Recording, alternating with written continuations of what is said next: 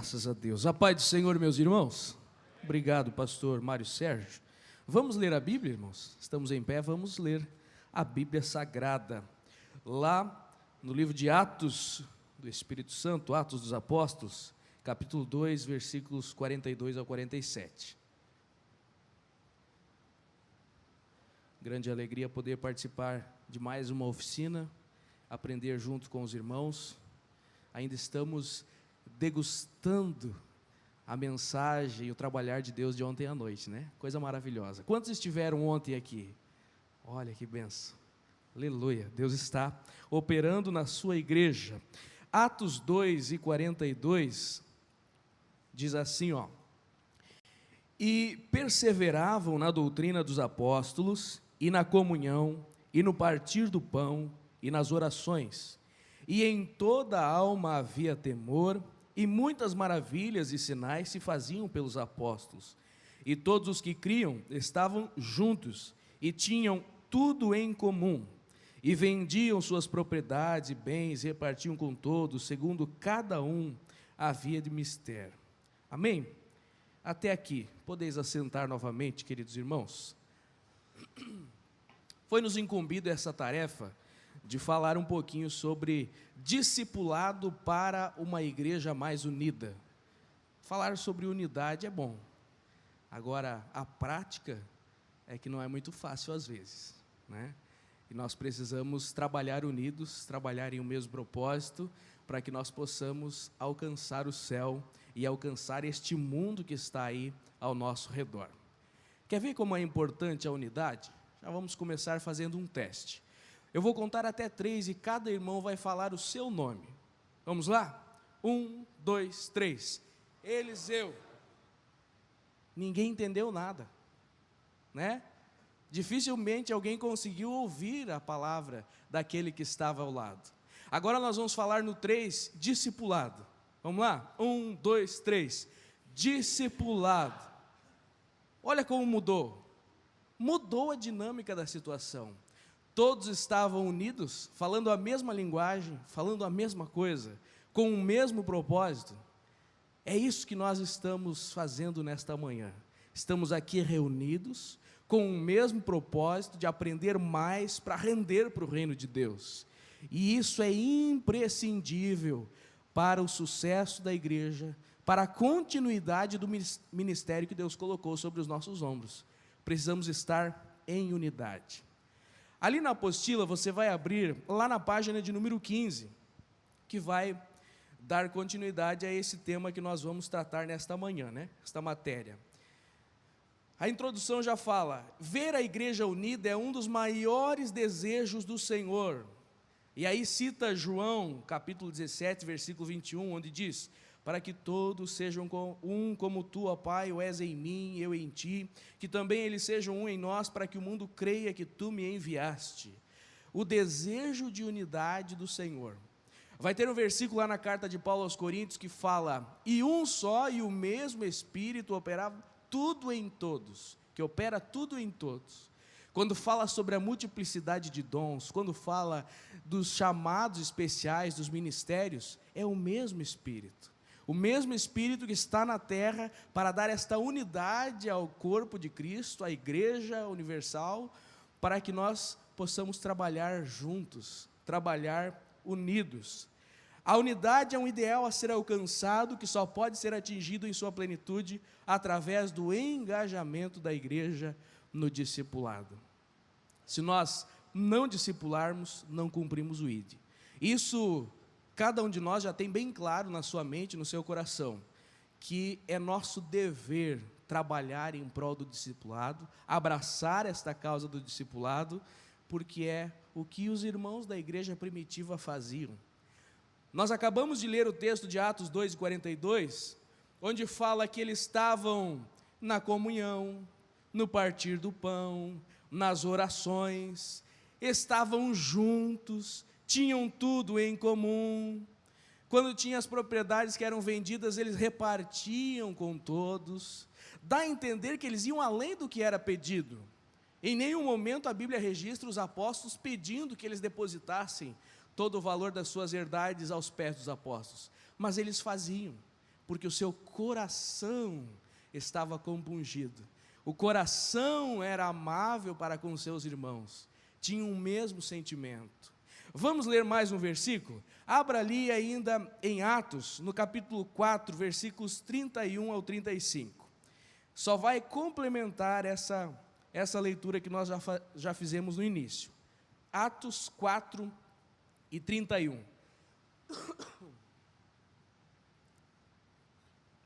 Diz assim, ó: e tendo orado, moveu-se o lugar em que estavam reunidos, e todos foram cheios do Espírito Santo, e anunciavam com ousadia a palavra de Deus. Versículo 32, e era o coração e a alma da multidão dos que criam, e ninguém dizia que coisa alguma do que possuía era sua própria, mas todas as coisas lhes eram comuns. E os apóstolos davam com grande poder testemunho da ressurreição do Senhor Jesus, e em todos eles havia abundante graça. Não havia, pois, entre eles necessitado algum, porque todos os que possuíam herdades ou casas, vendendo-as, traziam o preço do que fora vendido e o depositavam aos pés dos apóstolos, e repartia-se a cada um segundo a necessidade que cada um tinha. Que exemplo maravilhoso! Que coisa linda nós vivermos nesta unidade, de nós abraçarmos aquele que está com maiores dificuldades, de nós pregarmos com ousadia a palavra de Deus, porque o nosso testemunho nos outorga, nos dá esse empoderamento para fazermos uso da palavra com autoridade. A igreja primitiva, esta registrada aqui em Atos dos Apóstolos, tinha este exemplo, tinha este compromisso, e isso que nós devemos ter também na igreja.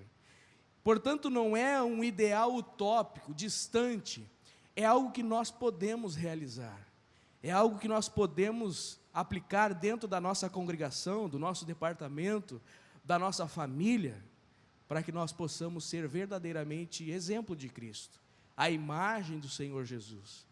Você já deve ter ouvido a frase de que as pessoas leem a nossa vida. Nós lemos a Bíblia e as pessoas nos leem. Inclusive, o próprio evangelista Billy Graham tem uma das frases dele que fala nesse sentido, que as pessoas estão nos lendo. Como eles nos lerão se não houver unidade? Como eles lerão a nossa vida se não estivermos com o mesmo propósito? Lá em João 13:35 diz assim, ó: nisto conhecerão que sois meus discípulos, se vos amardes uns aos outros. Esse amor não é só algo de boca para fora, que quando o irmão vem falar conosco, você diz, eu te amo, meu irmão, e já estende a mão de longe. Você diz, eu vou orar por você, e vira as costas e esquece. Não, é um desejo sincero, de que a paz do Senhor esteja na vida deste irmão, e continue até o fim da sua trajetória humana, e seja depois arrebatado aos céus. É um desejo de que a paz do Senhor venha superabundar sobre a vida dele e a tua. É um desejo sincero, de amor em Cristo, de cumplicidade com a grande comissão que Jesus Cristo nos deu. Esta unidade que nós precisamos ter. E aí o primeiro tópico do nosso livro, lá na página 16, já vai falar um pouquinho sobre diferença entre união e unidade. Existe diferença, será? Vamos tentar falar um pouquinho sobre esses termos aí. Nem sempre o ajuntamento de pessoas é uma unidade. Vocês concordam comigo? Por exemplo, vamos para o sistema carcerário do país. São jogadas muitas pessoas dentro de uma única cela, mas eles não estão unidos. Eles estão em um ajuntamento, obrigatoriamente. Às vezes, dentro de uma sala de aula, existem diversos alunos que são colegas. Alguns se tornam amigos. Talvez para alguma malandragem eles se tornem unidos. Mas esta suposta união não é real. É apenas um mesmo ambiente. E isso não pode acontecer dentro da igreja. Nós não podemos estar nesta manhã cheio de gente aqui, um grande grupo, cada um pensando em um objetivo. Um pensando o que vai fazer quando sair daqui, o outro pensando que tem que comprar algo no dia de amanhã, o outro pensando nas suas dívidas, e cada um com o seu propósito. Não. Dentro da igreja, o pensamento é um só. Nós queremos adorar ao Mestre. Nós queremos aprender sobre discipulado. Este é o objetivo em comum. E aí tem um fator determinante. A diferença é que o Espírito Santo opera tudo em todos. Não sei se você já viu você pensar em um texto bíblico e quando vê a pessoa que é chamada para ler, lê naquele versículo. Você ouve o primeiro irmão fazer a leitura do culto e depois o pastor prega uma mensagem complementar àquele texto que foi lido. Alguém está pensando, essa semana ainda, ontem à noite, eu ouvi um testemunho de alguém que estava no carro, preocupado, fez um propósito com Deus, e na mesma hora, através da Rádio 107, o pastor falou com ele justamente a resposta que ele precisava. É o mesmo Espírito, essa unidade que nos faz, às vezes, levantar de madrugada para orar por alguém, porque o Espírito opera tudo em todos, estamos ligados, estamos hermanados, estamos unidos e não somente reunidos. Eu fui ler uns exemplos a respeito dos navios, em que existem remadores, antes da época dos motores. Não adiantava colocar todos os remadores lá no porão e cada um remar à sua maneira. Precisava uma cadência, um ritmo. Em um primeiro momento era usado uma pessoa para dar o comando, em um segundo momento, em navios maiores, um tambor que dava o ritmo da remada, né? O ritmo da puxada para que todos fizessem ao mesmo tempo, da mesma maneira, e assim o navio saía do lugar. Senão não adianta. Precisamos seguir esta cadência, este ritmo que o Senhor instituiu através das autoridades dentro da igreja, autoridades eclesiásticas. Coríntios fala sobre os dons, e nem é esse o assunto profundo que nós vamos tratar. Fala sobre os dons, mas a igreja não é gerenciada pelos dons, mas gerenciada pelos ministérios. É o que dá a voz de comando, é o que diz quando deve remar, quando deve aguardar, quando deve remar mais para esse lado, para girar o barco, quando deve remar mais do outro lado. A cadência, o ritmo.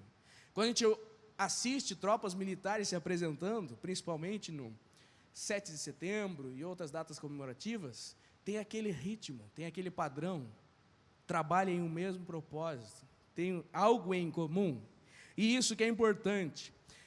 A unidade é a marca de uma igreja verdadeiramente unida. Ou seja, qual foi a diferenciação que nós tentamos fazer aqui? União pode ser simplesmente um grupo de pessoas em um mesmo lugar. Agora, a unidade é que essas pessoas têm um mesmo propósito, têm um mesmo coração, como nós lemos ali em Atos 4 e 32, 33. Era um o coração da multidão. Estavam com o mesmo propósito de verdade. Precisamos orar e buscar esta unidade. Paulo afirmou aos filipenses dizendo: completai o meu gozo, para que sintais o mesmo, tendo o mesmo amor, o mesmo ânimo, sentindo a mesma coisa. Precisa estar unido. Quando Pedro e João subiam juntos para orar, na hora da oração eles subiam juntos ao templo, e alguém do lado de fora pediu-lhes uma esmola, e aí eles disseram: nós não temos dinheiro, mas nós temos, o que nós temos vamos te dar. Abençoaram, e ele levantou e saiu pulando. Eles estavam em unidade, estavam em o mesmo propósito. Um tinha um temperamento diferente, você vê lendo os evangelhos, que era alguém de maior explosão, de maior ânimo, até meio faísca adiantada, como a gente chama comumente fala, fazia rápido, era sanguíneo. O outro mais amoroso, mais calmo, o discípulo do amor, mas andavam juntos, respeitavam as suas diferenças, trabalhavam em comum, e por isso tiveram autoridade para rogar ao Senhor que curasse aquele homem. Você quer ter autoridade? Você quer poder dizer para o moribundo, para o bêbado, que Jesus ama ele e ele realmente sentir que você está falando a verdade? Precisa ter algo por trás, que é o testemunho, que é a unidade na igreja, que é o exemplo vivido, não somente falado. Quando nós vamos para o Antigo Testamento, quando vamos ler, por exemplo, livros históricos, vamos ler lá Juízes, Esdras, Neemias, vai usar a expressão unidos como um só homem. Quando o povo ia para a batalha, quando o povo estabelecia um critério, um objetivo, eram unidos como um só homem. Quer ver só? Juízes 20, versículo 1, diz assim, ó: então todos os filhos de Israel saíram, e a congregação se ajuntou perante o Senhor em Mispá, como se fora um só homem, desde Dan até Berseba, como também a terra de Gileade. Todos, como um homem só. No versículo 11 diz: assim ajuntaram-se contra estas cidades todos os homens de Israel, unidos como um só homem. Lá em Esdras 3:1 vai dizer: chegando, pois, o 7º mês, e estando os filhos de Israel já nas cidades, ajuntou-se o povo como um só homem em Jerusalém. Em Neemias 8:1 vai dizer: chegando o 7º mês, estando os filhos de Israel nas suas cidades, todo o povo se ajuntou como um só homem na praça, diante da porta das águas. Disseram a Esdras, o escriba, que trouxesse o livro da lei que o Senhor tinha ordenado a Israel. E depois da leitura do livro da lei, houve um aquebrantamento geral naquela multidão. Primeiro eles estavam em unidade, depois o Senhor trabalhou. Lá no slide, pastor Cássio, no ponto 1, nós colocamos uma imagenzinha, pode voltar, isso. Tem uma imagem ali, irmãos, é de um exemplo que eu vi de alguns outros discipuladores e eu achei interessante nós falarmos aqui. Qual é a diferença entre um saco de batatas e um purê? Engraçado, né? Purê é algo bem fácil de fazer, né? As irmãs, a maioria sabe, alguns irmãos também sabem fazer, é fácil, não é difícil. Você coloca as batatas em um recipiente, enche de água, coloca para ferver, depois tira, descasca, amassa bem, mistura e está pronto para servir. Mistura algum temperozinho. Purê não é difícil fazer, mas para batata não deve ser fácil. Se coloque na posição de uma batata. Imagine que você é essa batata. E o Senhor Jesus, ou nosso Deus, é o cozinheiro que vai fazer um purê nesta manhã. Imagine que quando a batata é levada ao fogo, para ser aquecida, você já vai imaginando e mensurando o Espírito Santo trabalhando, aquecendo os corações, ungindo a igreja, operando milagres, vai aquecendo, vai amolecendo aquela coisa dura. A água é a palavra, que vai penetrando, vai trabalhando, vai batendo naquele coração duro e amolecendo. Quando a batata é retirada do fogo, vai se tirando as cascas, vai limpando aquelas sujeirinhas, aqueles defeitos, vai descascando, vai tirando tudo que não presta. Depois é colocado em outro recipiente e amassa. Passa momentos de dificuldade, tem o momento da prova, tem o momento de provar se ele é humilde mesmo. Alguém pisa um pouquinho nele, cutuca, fala que não acredita, duvida da sua palavra, e vai amassando, e depois mistura toda aquela batata que foi amassada. O que é isso? Enquanto nós estivermos dentro da igreja, desculpem a expressão, como um saco de batatas, cada um com a sua individualidade, cada um com a sua casca, cada um com as suas sujeirinhas, com a sua dureza de coração, não vai dar um bom purê. Agora, depois que nós passarmos esse processo de humilhação, de mistura, não dá mais para dissociar um do outro, porque está tudo junto, está tudo reunido. Aí o negócio funciona.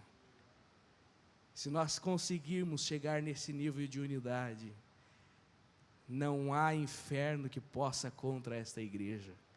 Não há demônio que possa se levantar contra este povo unido, trabalhando para o Mestre, dando prejuízo para o inferno, resgatando almas que estão indo para o inferno. Essa é a diferença entre união e unidade. Somente estar junto não basta, precisa estar unido, precisa estar em um mesmo sentimento. Comunhão é o que faz essa diferença. A comunhão é a unidade dos propósitos, interesse dos salvos. A palavra koinonia aparece 18 vezes na Bíblia e indica o partilhar de alguma coisa, participar de algo, dividir, compartilhar com seu irmão. Ontem já foi falado um pouquinho sobre isso, quando fala sobre a unidade familiar. Acreditem os irmãos, até mesmo dentro dos lares, já um distanciamento, um afastamento. A gente fala um pouco sobre redes sociais, internet, como tem causado isolamento dentro das casas quando mal utilizado. Isso é uma realidade. E também aplica-se à igreja. Falta esta comunhão. É necessário viver em comunhão para ter uma igreja unida. A unidade integral da igreja que vive em amor. Não adianta uma integração cultural, estar no mesmo horário, cada um trabalhando de forma que o reino de Deus seja glorificado. Eu dei exemplos sobre pessoas fazendo a mesma coisa, os remadores, os soldados marchando, mas há outros exemplos que nós poderíamos citar em que cada um tem uma diferente forma de trabalhar. Pegue, por exemplo, uma orquestra. Há poucos dias, ouvi uma orquestra tocando a Amazing Grace, se eu não me engano.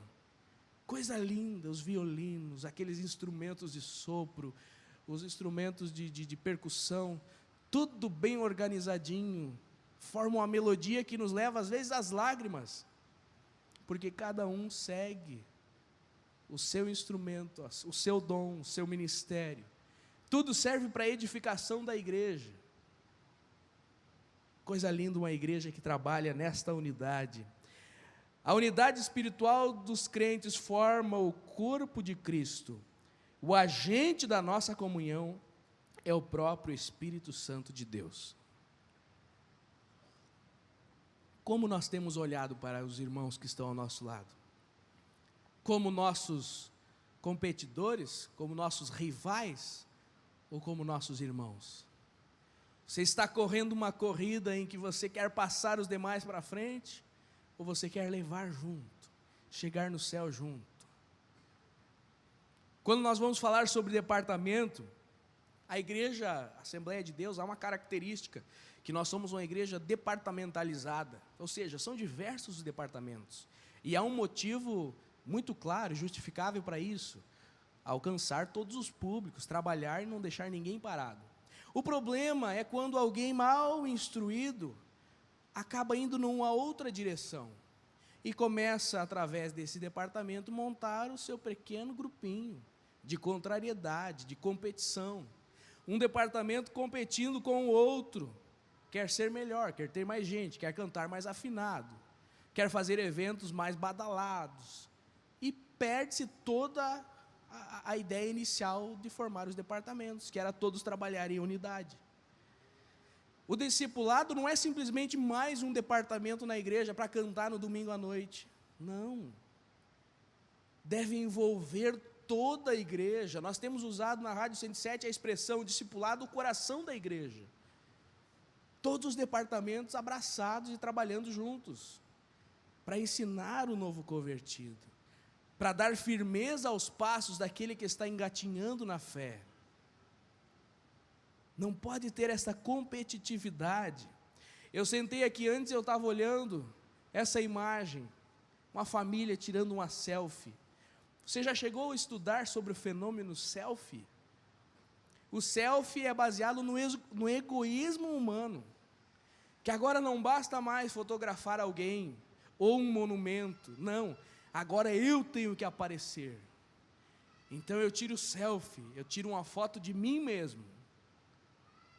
Isso não pode acontecer dentro da igreja.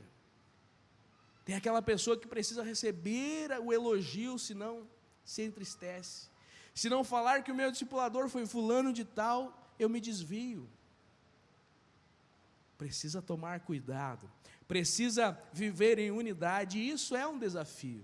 Porque cada um de nós tem uma característica diferente, tem anseios diferentes, tem uma forma de agir, mas o amor supera a multidão de defeitos.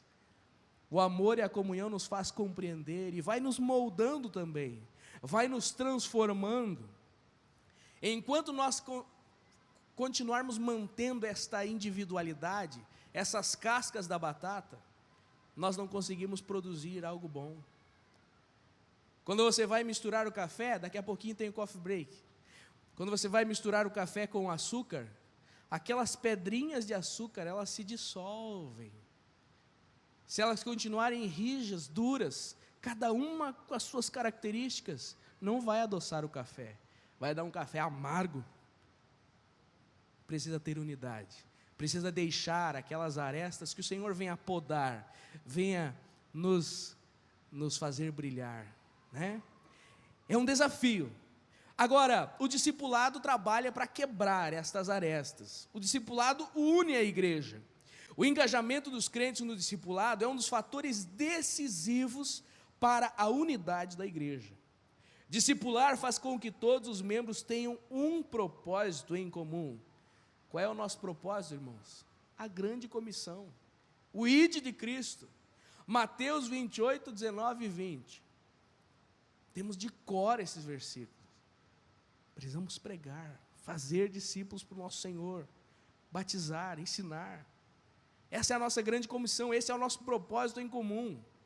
Portanto, não pode ser somente aquele departamento da competitividade. Eu comprei uma bicicleta para emagrecer. Está lá a bicicleta, bonita, já pedalei umas 2 vezes. Na roda da bicicleta tem um símbolo de unidade, um exemplo de unidade. Está escrito ali na apostila, na página 17. Olha só. Podemos comparar a missão discipuladora da igreja com o eixo de uma roda de bicicleta. Os raios desta roda com os departamentos ou grupos. O aro da roda é a igreja que se movimenta, porque todas as suas partes estão ligadas. Assim como nas missões, na evangelização, no discipulado, não são apenas os membros do departamento que atuam, mas toda a igreja tem essa missão discipuladora. Para que a bicicleta rode direitinho, não pode estar faltando aro, senão vai dar um solavanco, vai ter problema. Mas tudo bem alinhadinho, tudo trabalhando unido, tudo convergindo para o eixo, vai que é uma maravilha, emagrece até os gordinhos. Então nós precisamos ter esta unidade, esse comprometimento, saber onde está o eixo que o Senhor está dirigindo. Será que nós estamos como um aro fora do eixo? Vai dar acidente, vai machucar alguém, vai travar a bicicleta. Precisamos estar certinho no lugar onde Deus nos colocou, cumprindo com o nosso propósito. Quando os cristãos entendem a sua vocação universal para o discipulado, vivenciam grandes experiências com Deus e com o próximo, pois a base do discipulado é o relacionamento. Sem relacionamento de comunhão não existe discipulado, não existe igreja. Ontem à noite foi falado um pouquinho sobre isso, sobre o relacionamento, sobre o cuidar da pessoa, sobre o abraçar de verdade, ter aquele sentimento.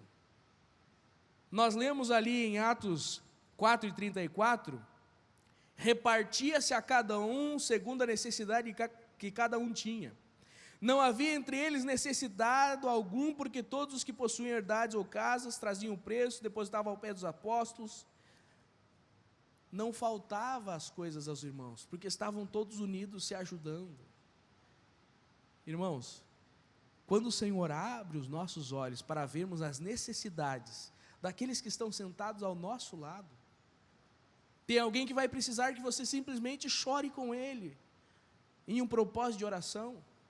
Tem outro que precisa de um abraço, outro é de uma instrução a respeito de algum assunto.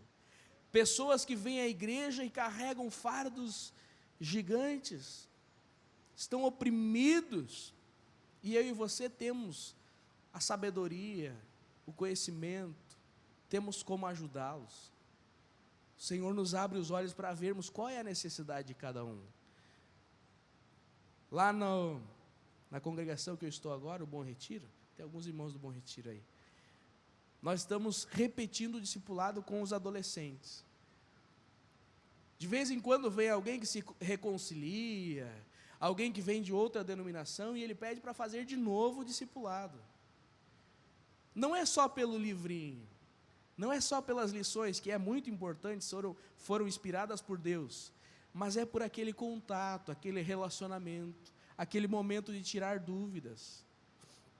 Há poucas semanas atrás, uma irmã me testemunhava, ela disse: pastor, a irmã que está fazendo o discipulado comigo, a irmã que está me discipulando, ela teve o mesmo problema na época do matrimônio, passou pelas mesmas situações, então eu sei que foi Deus que direcionou ela para ser a minha discipuladora.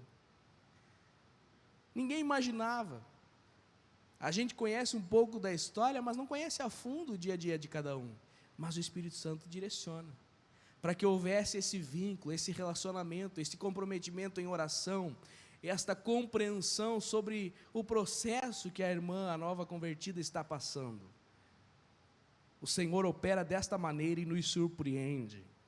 Se todos os crentes e departamentos estiverem unidos na obra do discipulado, a igreja experimentará um crescimento nunca antes visto. Vamos falar juntos essa frase? Lá na página de número 17, a última frase: cada crente um discípulo, cada discípulo um discipulador, e todos lutando pela comunhão. Vamos lá? No 3. 1, 2, 3. Cada crente um discípulo, cada discípulo um discipulador, e todos lutando pela comunhão. Você está lutando pela comunhão como discipulador lá na sua igreja? Ou será que você está incorrendo em alguns errinhos? Ponto 3 vai falar sobre isso. Ponto 3 vai falar sobre atitudes que geram unidade. Discipuladores, líderes de discipulado, todos os membros obreiros precisam lutar para criar e manter um ambiente de união dentro da igreja. Olha o segundo parágrafo ali. O líder cristão não deve se envolver em competição eclesiástica com outros líderes ou com outros departamentos. Será que acontece isso? Meu Deus. Até às vezes guerra de testemunho de quem foi mais bandido antes de se converter. Eu discipulei mais pessoas, ou o meu discipulado foi mais eficaz. Fica torcendo por aquele que foi discipulado pelo irmão não permanecer. Meu Deus. Porque o que eu discipulo é bom mesmo, mas do irmão não. Corrigindo o discipulado do irmão. Cada um Deus dá uma maneira de trabalhar. Ontem eu falava com o pastor Joari a respeito da palestra, eu disse: cada um tem a sua linha de raciocínio e desenvolver a palestra. Não quero é frustrar ninguém, mas que Deus tenha liberdade para operar acima das nossas incapacidades. Não pode haver essa competitividade, essa competição eclesiástica, e não venha com aquela ideia de que competição é bom porque faz crescer. Não, divide. Divide e destrói. O livro Arte da Guerra vai falar em dividir para conquistar. Não era dividir o próprio exército, era dividir o exército inimigo. Dividir em vários pontos para ir atacando, primeiro os mais fracos, depois os mais fortes. Vai minando as bases. E o inimigo quer, dentro da igreja, dividir, destruir, causar competição, dizer que não é de Deus, dizer que é inovação. E nós não podemos deixar que isso aconteça conosco. Precisa uma cooperação mútua, algo que traz a bênção do crescimento na igreja. O que diz lá em 1 Coríntios capítulo 3, versículo 6, que nós escrevemos ali? Sabe de cor alguém? 1 Coríntios 3 e 6, palavra de Paulo: eu plantei, Apolo regou, mas Deus deu o crescimento. O nosso pastor presidente tem falado em algumas reuniões de obreiros integrados sobre meritocracia, que não pode ser algo que o obreiro se apega à meritocracia, no seguinte sentido, de que através das nossas obras nós venhamos merecer algo, através do nosso título nós sejamos merecedores de algo, através ou por causa das nossas orações e consagrações nós possamos exigir algo. É aquela pessoa que ele vai cobrar a Deus e dizer: Senhor, eu orei tantas vezes, eu fiz tanta campanha, porque o Senhor não me responde. É aquela pessoa que vai dizer: eu discipulei tantos irmãos, o pastor deveria reconhecer o meu cargo e me promover. É aquela pessoa que ele quer ter méritos, ele quer ter honra própria, ele quer ser engrandecido. É o Senhor que nos dará o galardão lá no céu. João Batista recebeu o maior elogio que um homem poderia receber, quando Jesus disse: dentre os nascidos de mulher não houve maior do que João. Mas ele não ficou sabendo, ele já estava prestes a ter a sua cabeça decepada quando os seus discípulos ouviram esse elogio do mestre. Nem chegou aos seus ouvidos. Talvez alguém esteja elogiando e pela misericórdia de Deus não está chegando aos teus ouvidos, porque pode estragar o teu coração, pode trazer uma pontadinha de orgulho e direcionar para o mau caminho. Em última análise, o principal pecado de Lúcifer foi este orgulho, essa tentativa de meritocracia, de engrandecimento. Procure cooperar com o trabalho de todos, ajude todos os grupos, crie um bom relacionamento com os demais líderes e ensine, irmão, e ensine a pessoa que você está discipulando que o culto dos adolescentes é para ele ir lá também. O culto dos jovens, da idade de ouro, não é. É culto com toda a igreja. Nós temos alguns departamentos que direcionam ou dirigem um dos cultos da semana. Algumas congregações no sábado têm uma escala de departamentos que cooperam. Mas é um culto ao Senhor, é para toda a igreja participar. E a pessoa que está fazendo o discipulado já tem que aprender dessa forma.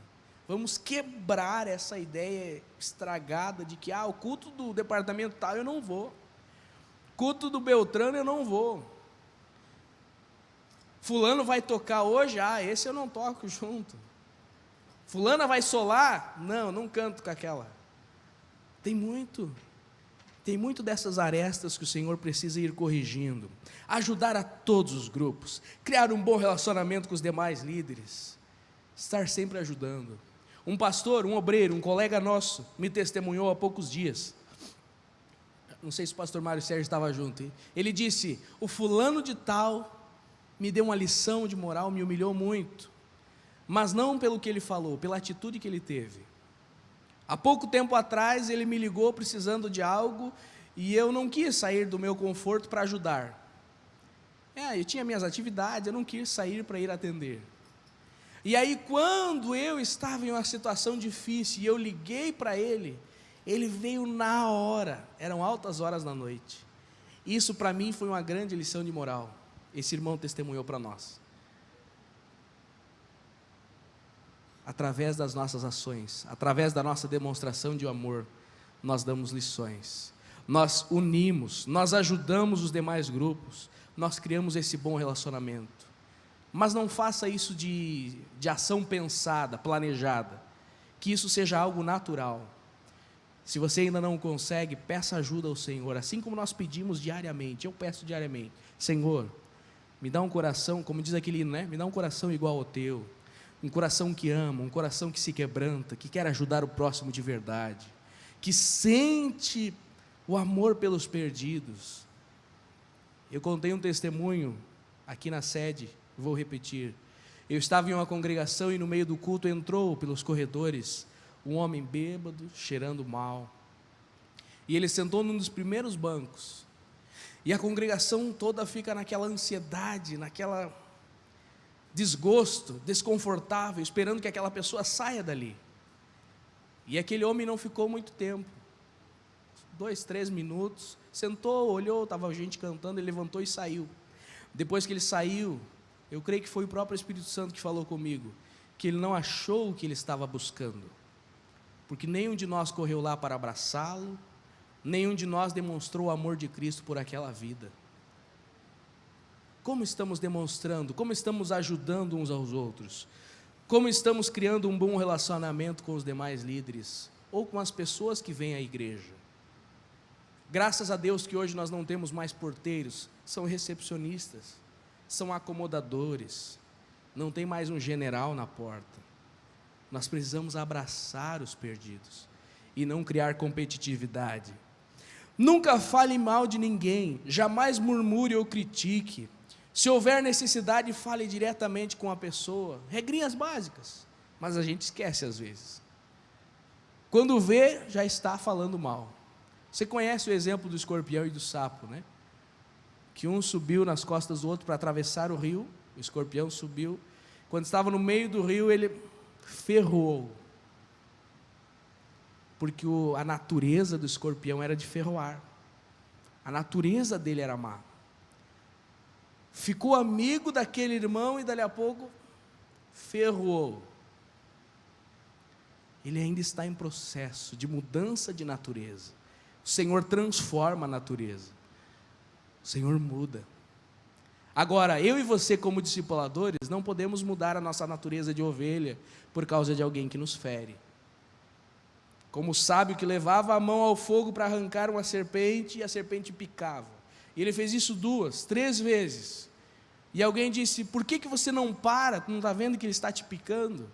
Ele disse, a minha natureza de bondade não vai ser alterada porque aquele está me picando, está me perseguindo. A nossa natureza é de amar. A nossa natureza, o nosso chamado é de discipular. O nosso chamado, o nosso propósito é de fazer discípulos e ganhar almas para o reino. E o inimigo pode tentar de todos os lados, mas não vai mudar o nosso propósito. Vamos ficar em pé juntos? Conclusão: a igreja pode e deve viver em unidade. Ser unida é mais do que apenas se reunir. É ter crentes que comungam do mesmo propósito.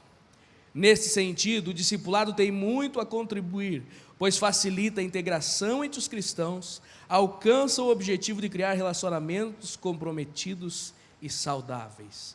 Eu e você somos agentes da unidade. Lá no discipulado na casa, ou no grupo discipulado na igreja, lá na reunião do departamento, no culto do final de semana ou durante a semana, nós somos agente desta unidade. Vamos orar juntos? Depois eu devolvo a palavra ao pastor Mário. Senhor, ajuda-nos, aquebranta os nossos corações, que nós possamos amar de verdade, que nós possamos perdoar aquele irmão que nos ofende, e também pedir perdão àquele que nós ofendemos, que não venhamos, Senhor, querer competir com ninguém, que nós possamos, Senhor, fazer o que é lucrativo para o Teu reino. Ajuda-nos a viver com o mesmo propósito, o mesmo objetivo. Se estamos caminhando errado, Senhor, abre os nossos olhos. Se houver alguma coisinha errada nos nossos corações e mentes, corrige, aquebranta-nos, direciona-nos pelo caminho eterno. Eu sei que o Teu Espírito que opera no meio da igreja, o Teu Espírito que traz esta unidade, este comprometimento, e o Teu Espírito está aqui em nosso meio neste momento, para queimar qualquer coisa que não presta, para curar esta cicatriz no coração, esta raiz de amargura. Senhor, opera com liberdade em nosso meio, que nós possamos ser agentes desta operação. Nós Te agradecemos em nome de Jesus, amém.